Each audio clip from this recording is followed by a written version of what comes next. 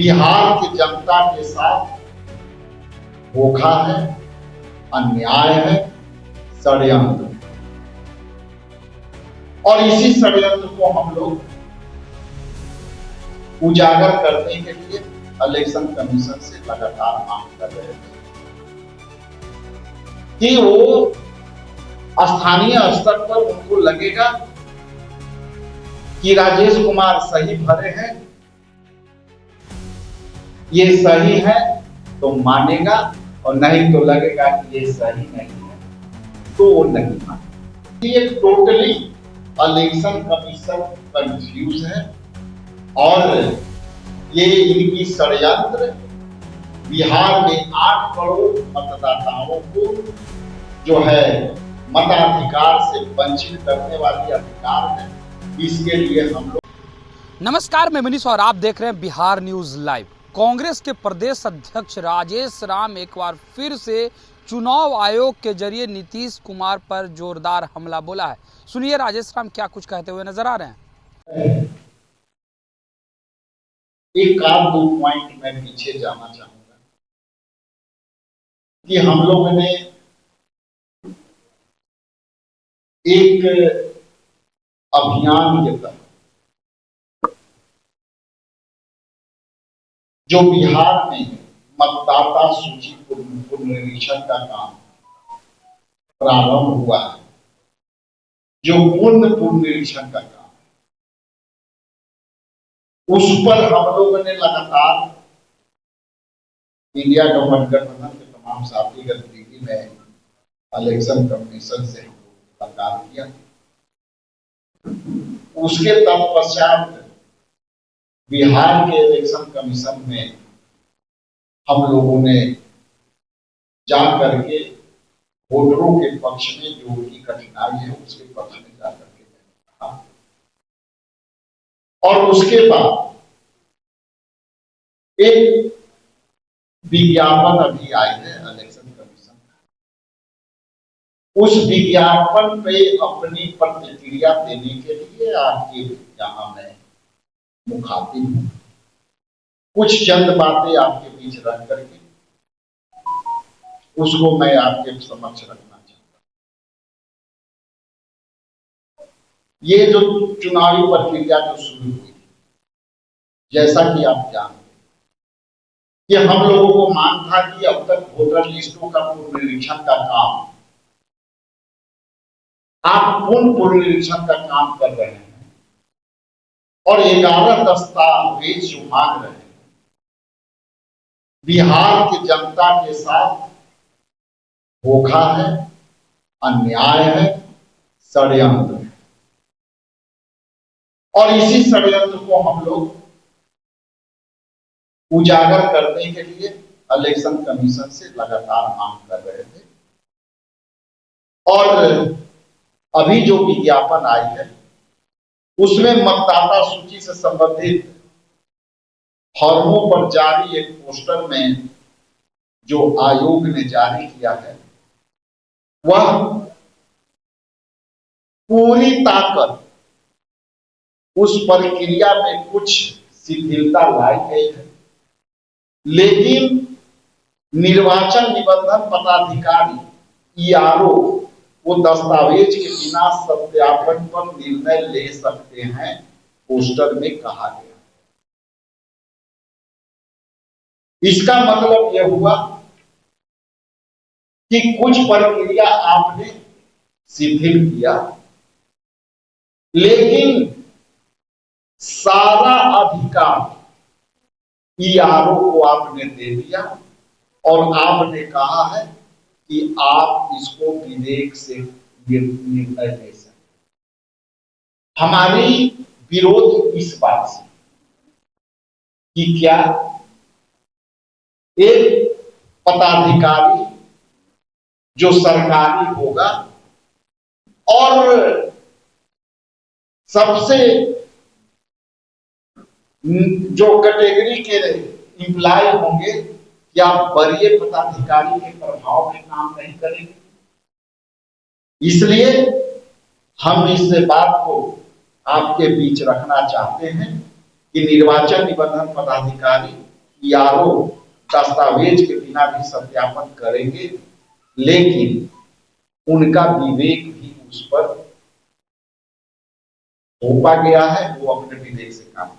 यदि आवश्यक दस्तावेज और फोटो उपलब्ध नहीं है तो बस नामांकन और फॉर्म भरे और उसे बूथ स्तर अधिकारी बीएलओ को दे।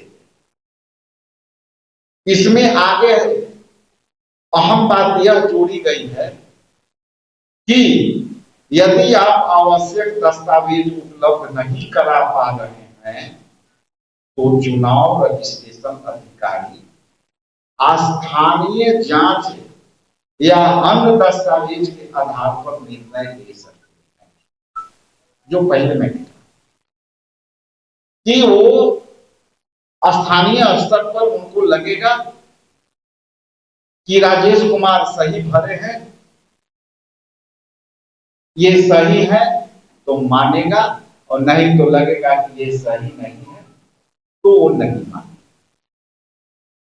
इसके बाद यदि इसका अर्थ यह है कि ईआरओ उन लोगों से मिलने मौके पर जाएंगे जिन्होंने दस्तावेज जमा नहीं किए हैं, वे यह सुनिश्चित करेंगे कि फॉर्म भरने वाला व्यक्ति 18 साल का है या नहीं है, उस क्षेत्र में निवास की अवधि की जानकारी लेंगे, लोगों से बात करेंगे और उपलब्ध साक्ष्य के व दस्तावेज के आधार पर निर्णय लेंगे। और यह विज्ञापन न सिर्फ चुनाव आयोग को आक्रामकता की पोल खोलती है, अपितु बिहार विधानसभा में सत्ताधारी दल के अनैतिक मदद की शंका प्रकट करती है।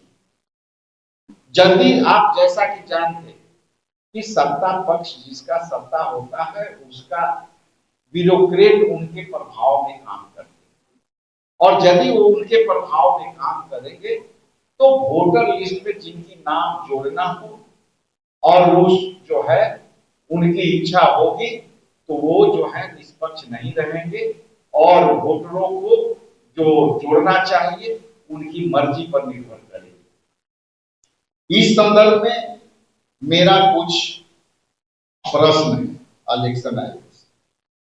सवाल यह उठता है कि फिर इस पूरी प्रक्रिया के जो है अधिकार क्या रह जाएगी? क्या यह एक नियोजित षड्यंत्र है कि कुछ राजनीतिक दल को लाभ पहुंचाने के लिए ऐसा नहीं किया गया है? और यदि आप अगर अंतिम निर्णय ईआरओ के विवेक पर छोड़ा गया है तो क्या बहुत बड़ी संख्या में भाजपा और जेडीयू के सरकार के दबाव में वोटर लिस्ट में मनमानी नहीं होगी? इसलिए जैसा कि मैंने कहा कि ये किसी एक पदाधिकारी को आप पूरा अधिकार दे रहे हैं, इसलिए टोटली इलेक्शन कमीशन कंफ्यूज है और ये इनकी षड्यंत्र बिहार में 8 करोड़ मतदाताओं को जो है मताधिकार से वंचित करने वाली अधिकार है। इसके लिए हम लोग संघर्ष करते रहेंगे। आगे बताते चलूं कि हम एक आपके बीच बात रखना चाहते हैं। 7 जनवरी 2025 को एक इलेक्शन कमीशन द्वारा जो है प्रकाशन निकली, जिसमें इलेक्शन कमीशन ने एक विज्ञप्ति जारी कर कहा कि हम बिहार के वोटरों के लिए 7 जनवरी तक सारे प्रकाशन की प्रक्रिया पूरी कर दी है, और आज उसके बाद यदि प्रकाशन की प्रक्रिया पूरी हो गई तो फिर ये पुनः 25 दिन में वोटर पुनरीक्षण का काम फिर क्यों किया गया? आखिर ऐसा कौन सी उनकी पास जो है दबाव आई जो अपनी ही निर्णय को उन्होंने वापस कर दिया। इसलिए आपके बीच में मोटी मोटी जो बातें थी आपके बीच मैंने रखा और आपसे आग्रह करते हैं कि ये जनता के लड़ाई में हम सब की भागीदारी है और हम बिहार प्रदेश कांग्रेस कमेटी के तमाम कार्यकर्ता, तमाम नेता इस लड़ाई को तब तक लड़ते रहेंगे जब तक जो वोटरों का पूर्ण अधिकार नहीं मिल जाए और ये हमारी लड़ाई जाए। बहुत कांग्रेस के प्रदेश अध्यक्ष राजेश राम को सीधे तौर पर हमलावर है और कह रहे हैं कि चुनाव आयोग जो करवा रही है वो सभी सरकार के सह पर हो रहा है। फिलहाल इस खबर में इतना ही। धन्यवाद।